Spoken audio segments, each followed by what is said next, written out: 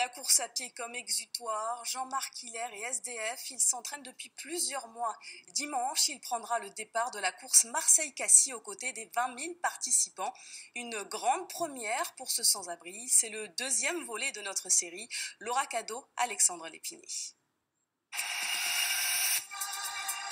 Ils viennent échapper à leur quotidien, se vider la tête chaque semaine pendant près d'une heure. Dans ce groupe, des demandeurs d'asile et des personnes sans domicile fixe. Allez, plus vite, plus vite. Une allure athlétique sans avoir fait de sport de sa vie. À 42 ans, Jean-Marc Hilaire, sans abri, s'entraîne pour son tout premier Marseille-Cassis. Et reprendre son souffle au bout du troisième tour, c'est compliqué. Je vais y arriver, Ça va aller. C'est bon, vous êtes en position? Tant que vous n'êtes pas tous en position, c'est bon? Il y a un an, l'association Espérance lui a lancé un défi. Participer à cette course de 20 km. Allez, 5. Dès que j'en ai parlé, il a été motivé. De toute façon, c'est lui qui a choisi de se prendre en main. Voilà. Tous ces changements, je les vois. On a fait des courses ensemble. On a fait des trails difficiles, assez longs. Il est arrivé au bout. À chaque fois, il s'est bien classé. Allez, on étire la jambe droite. On plante bien le talon, le dos droit. Ça tire dans le mollet. Marseille-Cassis, ouais, ça peut être un beau challenge pour un mec qui ne courait pas depuis un an. Okay. Les objectifs, ce serait d'arriver dans les 500 premiers sur 20 000. Ça serait pas mal, ça. Cette course, c'est un nouvel élan et un regain de confiance pour lui. Après une rupture amoureuse il y a 3 ans, Jean-Marc s'est retrouvé à la rue du jour au lendemain. Ça va, le sang?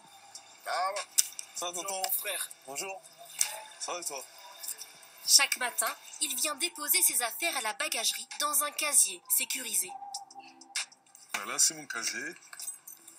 Bon, je prends plus de place que les autres personnes, je sais pas pourquoi. C'est un peu le bordel. Là, ça va faire quelques mois que j'entasse toutes ces affaires. Bon, je les plie de temps en temps, mais c'est un peu compliqué. Donc, je pousse, en espérant que ça tombe pas. Pour son entourage, Jean-Marc fait tout pour se réintégrer au plus vite. C'est un individu qui a une certaine prestance, on a envie de faire des choses avec lui parce qu'il est plein de poésie, il est plein d'énergie. Il fait partie des bénéficiaires qui sont très sociables, qui s'investissent, qui participent aux activités régulièrement. Après avoir travaillé toute sa vie dans le bâtiment, il vient de suivre une formation professionnelle pour devenir cordiste sur les chantiers en hauteur. En attendant, il retourne au parc Longchamp pour cette fois-ci y passer la nuit. Et là, c'est là où je m'installe le soir, et quand c'est la nuit, bien sûr. Et je trouve un coin sur l'herbe et je pose mes affaires et je m'allonge et je dors. Pourquoi tu as choisi ce lieu pour dormir? Parce qu'il est calme et il n'y a pas trop de bruit. Bon, des fois, la nuit, il y a des rats qui passent, mais bon, ça, c'est Marseille. Dans ces conditions, pas évident de préparer une course de 20 km lorsqu'on manque de sommeil. Vu que je dors que 2-3 heures dans la nuit, ça peut être compliqué, mais je pense que ça va aller. La veille de corps, je vais dormir dehors, comme d'habitude, je vais manger, et puis le lendemain matin, je vais prendre mon brassard et je vais le faire. Un homme motivé reste motivé. Parce que je suis à la rue, j'arriverai pas. Jean-Marc compte bien boucler Marseille-Cassis en moins de 2 heures. Une course peut être salvatrice pour, il l'espère, un nouveau départ.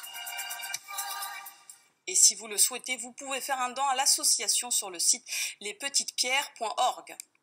Je vous rappelle l'une de nos principales